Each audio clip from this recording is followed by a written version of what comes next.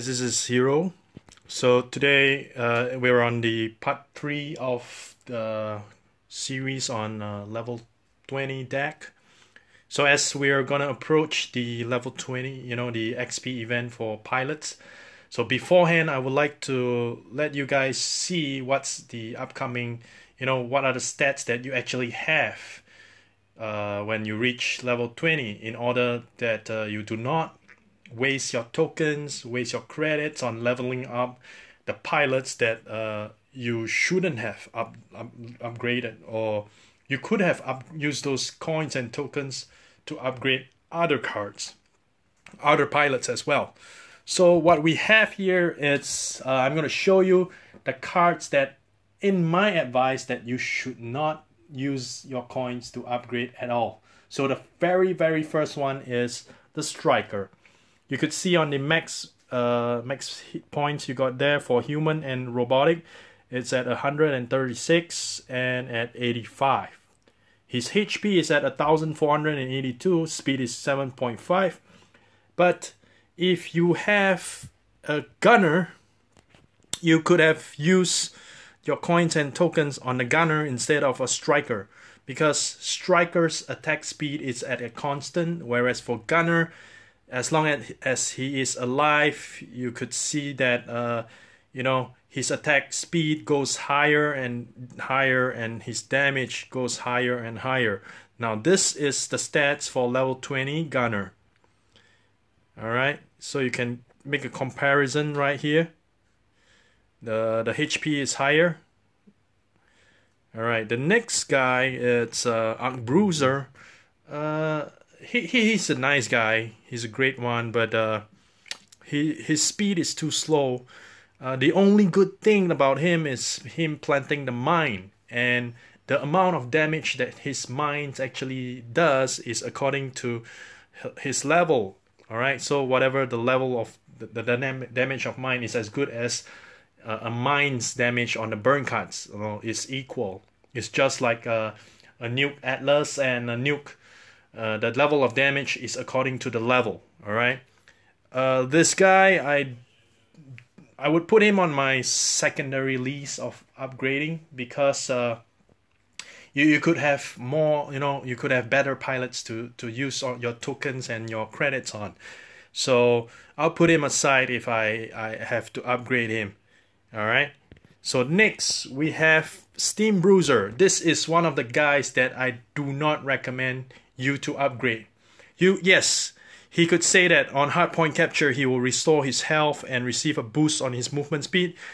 No, I will not recommend this guy, because at level 20 his damage for human and robotics is still very low. He's only good for running and restoring his life, that's all. But you have to come to think of it, when you are battling a level 20 pilot and a player, I don't think you would want to use Steam Bruiser. Yes, his cost is low, but the thing is, his speed is at 6, and I would say even if he speeds up, at most his movement speed would be at around 10. Yeah, but when you actually have a few characters like Grenadier, like Ghost, these guys, their movement speed is at 9. So there's no point in getting him when this guy's Ghost can actually move at a speed of 9 from the beginning, and it's a constant at 9, you see. So we have the Sentry tech. This is a good guy, level 20, so he'll actually deploy out a level 20 Sentry. So put this guy in, or upgrade this guy if you actually upgrade your Sentry. So we can have the dual Sentry mode when it comes to guild wars, when it comes to friendlies, or when it comes to doing battles.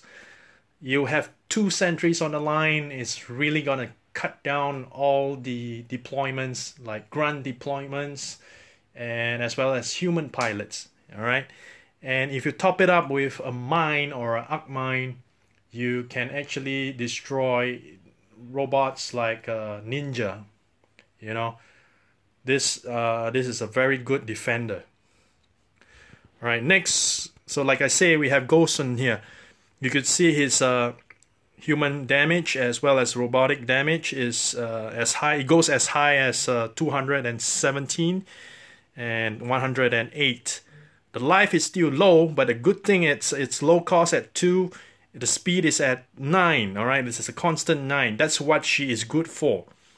But the recent update, which is very real, actually, she's now exposed the moment when you drop something on her, be it a Titan, be it a grunts, you know, any burn card deployments.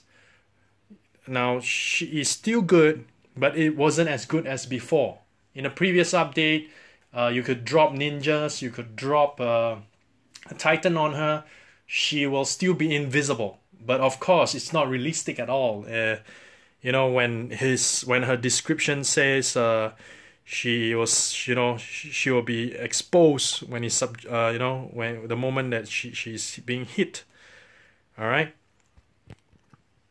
So this is another lady right here. So we're gonna compare the Grenader with Hollow. All right, Hollow Grenader. So her life is still low at 988. Her damage is 122 and 76 at level 20. So the very, very good thing about her is her speed to do recapture points, capture points. But like I say, her life is too little, too low. Always use her as a backup, support, or flanking, unless you would like to do a recapture on an empty capture point. So now you could see we are comparing with Hollow. So the speed is lower because, and it takes a longer time to deploy Hollow because he deploys a so-called a Hollow decoy. All right, so it'll take some time, but the damage is higher. All right, it's at 147. You could see at Grenader it's at 122. All right. So between Hollow and Grenader, I would choose Hollow. All right. Next we have the Sniper. So you could see why I do not recommend the Steam Bruiser. Is, you see, even snipers, if you send a sniper to a hardpoint capture, which I do not recommend, she still travels at the speed of 9. You see, so this sniper good for doing backup. You could see the damage is very high, kills humans. And this is the charge sniper. So the difference is charge sniper is higher cost, charge sniper slower attack speed, but he does robotic damage higher at 187. All right, you could see the difference. But for snipers, if I have to choose, I will choose the sniper, because use your sniper to take down pilots or grunts. You know, don't use them to take down Titans. You know, I don't know about you guys if you have watched the movie Battle Los Angeles, and the last battle where this guy, he sends out the signal for artillery, and then he was standing right there at the top of the tower, and then he just an alien spaceship just wham bam and just blast him to bits. This is exactly what is gonna happen if you put a charge sniper at the top. The charge sniper starts hitting the Titan. You can just land a Titan, and Titan can just kill off your charge sniper. All right, this is absolutely a no-no if you're gonna choose sniper. So next we have the Boomer. So for Boomer, you could see his shield absorbs damage while simultaneously increasing his own damage.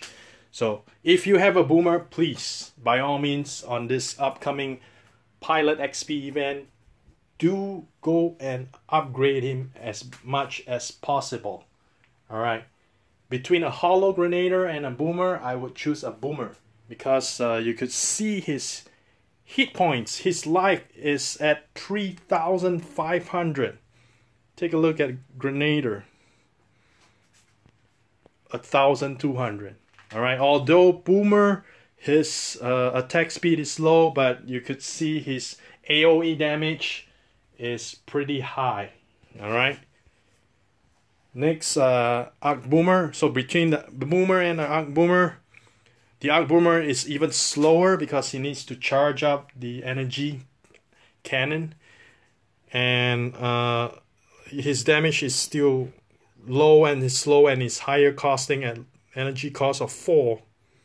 So I wouldn't recommend. If you have a Boomer, please by all means choose the Boomer. Next, this is an old card. What Titanfall Assault has been updated is that the Spectre Captain, right now the deployment cost is at 3 instead of 4. So you could see that his hit points is low at 1778. He does damage to humans more than robotics.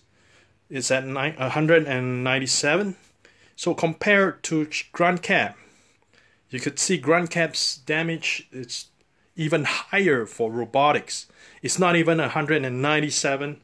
It's at 277. All right, so for Grunt Cap. So therefore, the drawback is that this is why on the update, the Nixon actually changed it. I would say Particle City. Particle City is the one that's doing the adjustments. All right, so Particle City actually noticed this, and they actually bring down Spectre Captain's energy cost to 3. All right, this guy is a great guy. He's an awesome guy to send out.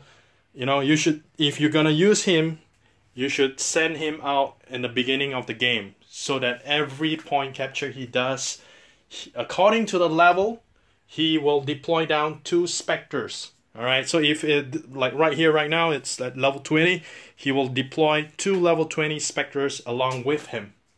All right, but if your enemy deploys Grunt Cap to capture a point and you deploy Spectre Cap to capture that point, so it's a 1v1, you will lose out. All right, you'll definitely lose out. So if you ask me if I'm gonna use Spectre Cap, I wouldn't use Spectre Cap. All right, but he's good. He's fun to play with. All right.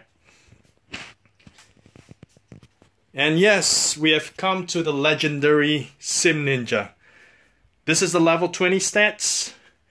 Look at his damage. He's at 290. It's close to 300. I would say he's as good as a reserve Titan.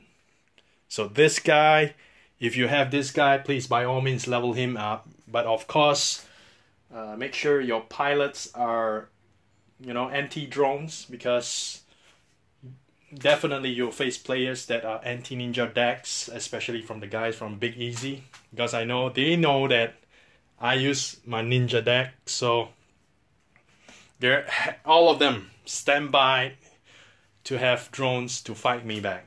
And you gotta protect Sim Ninja. You can protect him by having gunners, hollow, burn cards like drones, or even shield grunts to protect your ninja when your ninja is capturing a point. And lastly, we have Pyro.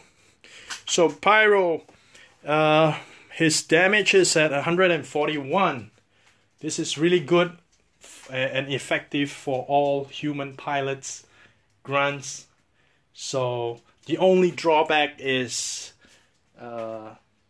he can't attack drones. Same like Ninja, he's a ground unit.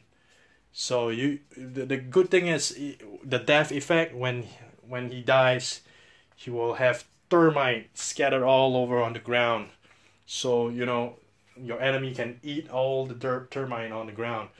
So that's where when you send him, you can send him like a tank.